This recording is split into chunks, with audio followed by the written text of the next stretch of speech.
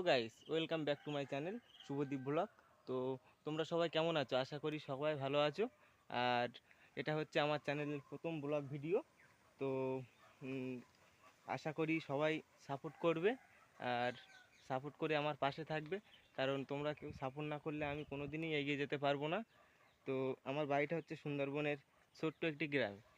তো প্রতিদিন নতুন নতুন ভিডিও আপলোড করব। ভিডিও দেখার জন্য চ্যানেলটাকে সাবস্ক্রাইব করে সকলেই পাশে থেকো।